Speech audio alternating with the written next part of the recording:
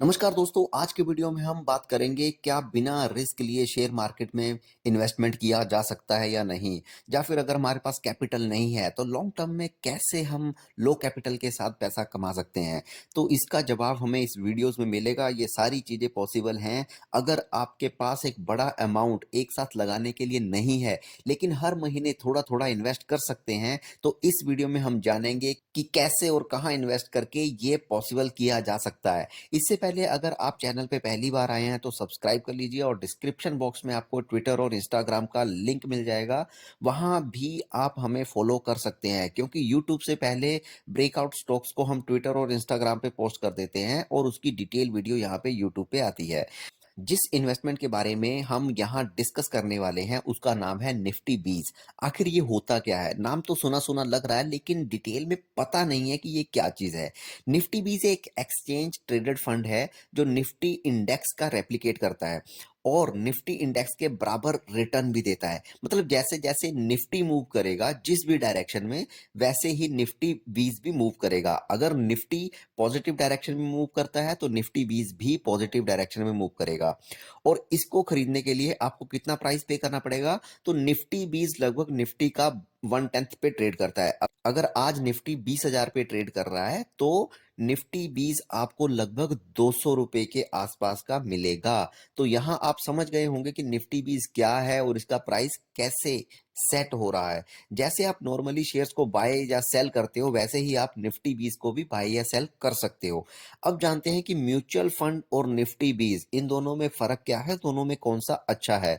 Mutual fund में fund managers कुछ particular stocks को चुनकर एक पोर्टफोलियो तैयार करते हैं जिसमें आपके द्वारा पैसे जो आप लगाते हो वो इन्वेस्ट किए जाते हैं। लेकिन निफ्टी बीज में ऐसा कुछ नहीं है। ये सिर्फ निफ्टी की मूवमेंट के ऊपर डिपेंड करता है। किसी पर्टिकुलर कंपनी के साथ इसका कोई लेना देना नहीं है। किसी पर्टिकुलर एक आध कंपनी के साथ इसका कोई लेना देना नहीं है। निफ्टी के अंदर जितनी भी कंपनीज हैं उनका टोटल इम्पैक्ट क्या आ रहा है उसके साथ इसका लेना देना नहीं है। तो इससे क्या होता है, ह्यूमन एरर की वजह से कोई आपको लॉस नहीं होता है। म्यूचुअल फंड एक मैनेजर्स के द्वारा तैयार किया जाता फंड है क्योंकि उसमें ह्यूमंस लॉस और कहीं ना कहीं बायसनेस आ जाता है।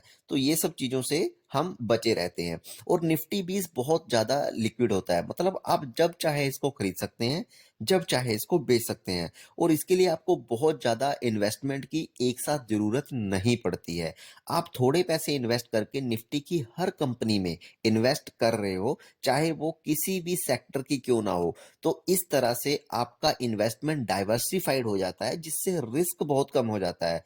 मतलब अगर आपने एक निफ्टी बीज खरीदा, इसका मतलब आपने 200 रुपए निफ्टी की 50 अलग अलग कंपनीज में इन्वेस्ट कर चुके हो। इसके साथ ही हम इनके डिसएडवांटेज भी अगर हम देखें तो अगर इसमें यही है कि आप अगर डायरेक्टली स्टॉक्स खरीदते हो तो उस स्टॉक्स में जो पैसा लगता है कि उससे आपको डिविडेंड के तौर पे या फिर बोनस के तौर पे कुछ ना कुछ पैसा आपको वापस मिलता रहता है। लेकिन निफ्टी बीज में आपको वो नहीं मिलेगा। लेकिन अगर आपको डिविडेंड इनकम नहीं चाहिए तो ये कोई बहुत बड़ा डिसएडवांटेज नहीं है।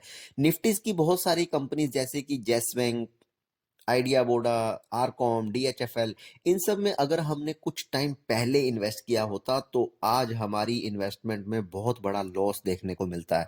वहीं अगर निफ्टी बीज में इन्वेस्ट करके बहुत सारी कंपनीज में एक साथ ये वाले स्टॉक हमारे पोर्टफोलियो में भी होते हैं तो डाइवर्सिफिकेशन की वजह से हमें इतना लॉस देखने को नहीं मिलता, क्योंकि जिन कंपनियों ने अच्छा रनअप दिया होगा उनके प्रॉफिट से ये छोटे मोटे लॉस जो हैं वो कवर हो चुके होते हैं।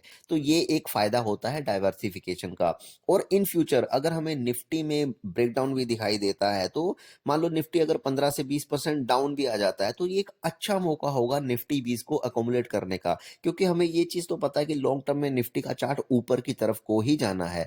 तो बस हमें एसआईपी मोड में लॉन्ग टर्म के लिए बाय करते जाना है 10-15 साल में। और जैसे जैसे आपकी सैलरी बढ़ती जाएगी आप इसमें और ज्यादा इन्वेस्ट करते जाओगे तो आपको एक अच्छी खासी अमाउंट मिल जाती है जो कि आपकी रिटायरमेंट एज के खर्चों को कवर कर देती है। तो अगर आप भी कोई ऐसी ही इन्वेस्टमेंट ढूंढ रहे हैं तो निफ्टी 20 आपके लिए एक अच्छा ऑप्शन हो सकती है। अगर आपको स्टॉक्स ढूंढने में दिक्कत होती है या फिर समय नहीं मिलता कंपनीज को स्टडी करने का, कौन सी कंपनी अपने पोर्टफोलियो में रखनी है, कौन सी नहीं रखनी है, तो निफ्टी 20 आपके लिए एक बहुत अच्छा ऑप्शन हो सकता है।